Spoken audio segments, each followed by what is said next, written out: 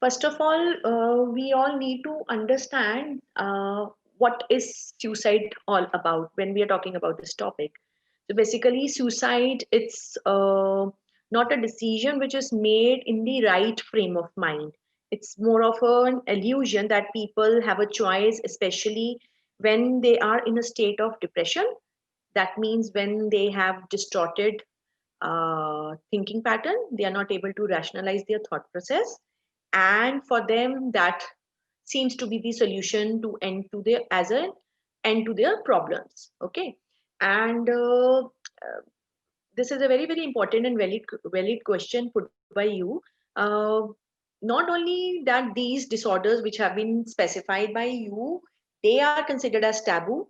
However, every mental disorder is considered and seen as taboo amongst people, because people they don't want to accept it, that they are in a state of any mental agony, or they are going through any psychiatric illness. They are in the denial phase. Also they feel that everything is perfect in their life. So how is it possible that they or their family member could have a mental disorder? In small cities, as compared to the metropolitans, wherein they have a very close network, people in the neighborhood they try to intrude into their personal boundaries, and people there they are more particular and have whole lot of inhibitions in terms of approaching for a professional help when it comes to any psychiatric illness.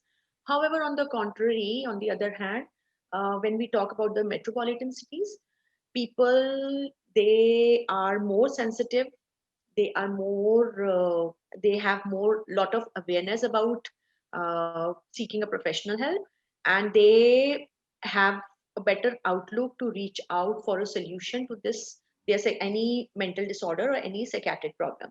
So in metropolitans, the taboo has definitely been reduced, but however it is continuously present among in the smaller cities. Also, if we talk about the stigma which is associated with any mental disease or any mental disorder, it was definitely there, present or evident in the previous, more than last in the last more than last 10 decades. The stigma has also been less severe as it was there when I came into my professional, life. The stigma which was associated with the mental health field was quite severe, but over a period of last 20 to 22 years since I have been into this field, I have personally observed that that stigma associated with it has been reduced drastically. And in metropolitan cities it is quite less, but if we talk about the suburban or remote places or villages, it is still prominently present, and people they hold a lot of taboo associated with it.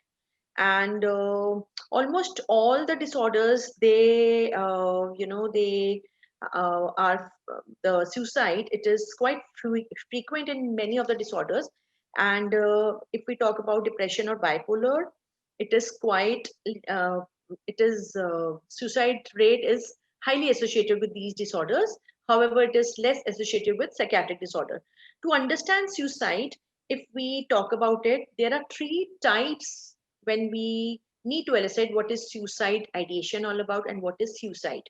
And first could be there are three ways wherein we should elicit whether a person has suicidal thoughts or not. First is eliciting the intent of the suicide. What is the intensity? What are the measures which the person is make availing of to plan for a suicide or attempt a suicide, or uh, planning to commit a suicide? And the other one is that if a person is frustrated with the stresses in their life and not able to handle their issues in an adaptive manner, and their coping mechanisms are very poor, so sometimes out of impulsivity they act onto this particular step and they are not able to rationalize their thinking. Also, apart from that, many times it's a planned activity.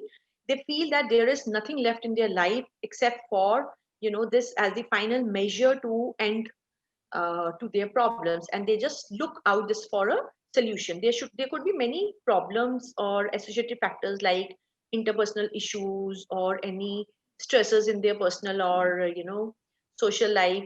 In many cases it's planned activity, but even if it is planned or impulsive, patient they try to convey their feelings to their family members and friends once or more than once, but many a times the family members they take it lightly.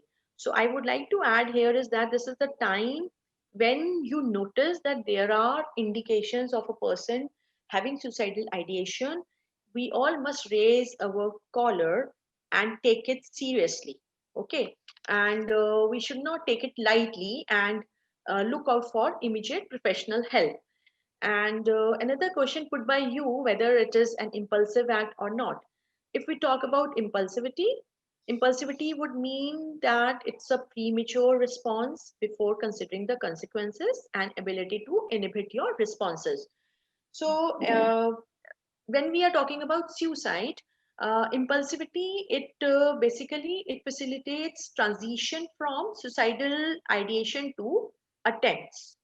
And studies have shown that although people who attempt suicide, they tend to be more impulsive, an actual act of computed suicide cannot be made impulsively.